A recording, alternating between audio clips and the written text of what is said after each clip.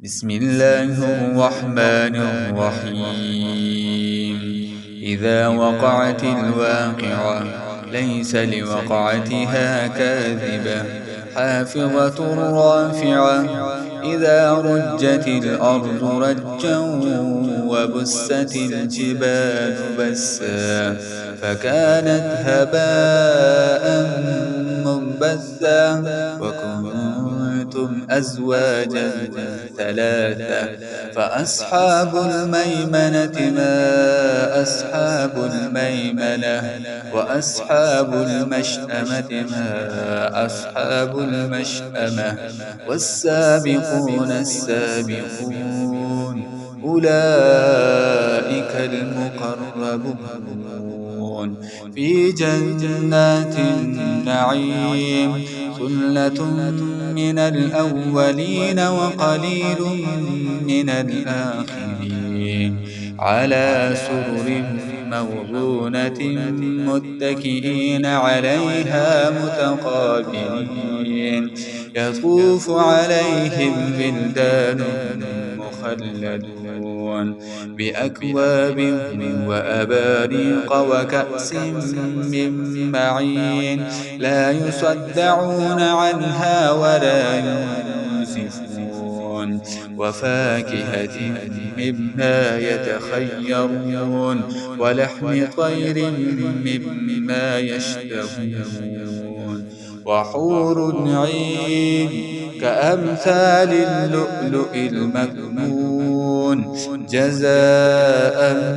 بما كانوا يعملون لا يسمعون فيها لغوا ولا تأثيما إلا قيلا سلاما سلاما وأصحاب اليمين ما أصحاب اليمين في سدر مخضود وطلح منضود وظل ممدود وماء مسكوب وفاكهة كثيرة لا مقطوعة ولا ممنوعة وفرش مرفوعة إنا أنشأناهن إنشاء فجعلناهن أبكارا عربا أترابا لأصحاب اليمين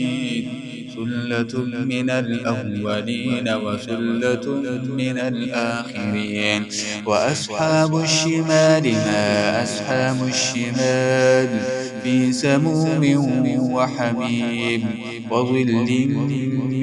يحموم لا بارد ولا كريم إنهم كانوا قبل ذلك مترفين وكانوا يصرون على الحنث العظيم وكانوا يقولون أئذا متنا وكنا ترابا وعظاما أئنا لمبعوثون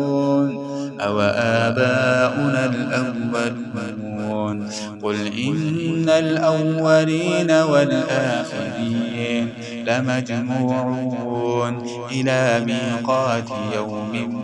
معلوم ثم إنكم أيها الضالون المكذبون لآكلون من شجر من زقوم فمالئون منها البطون فشاربون عليه من الحميم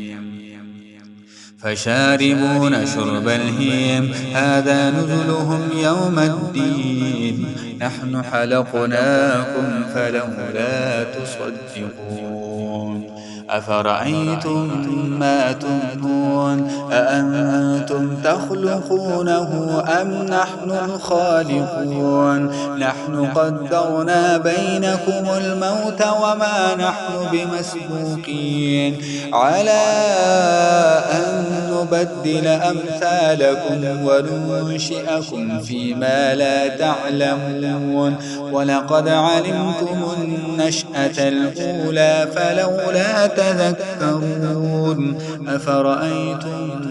ما تحدثون يعلمون أأنتم تزرعونه أم نحن الزارعون لو نشاء لجعلناه حطاما فظلتم تفكهون إنا لمغرمون بل نحن محرومون أفرأيتم الماء الذي تشربون أأنتم أنزلتموه من المزن أم نحن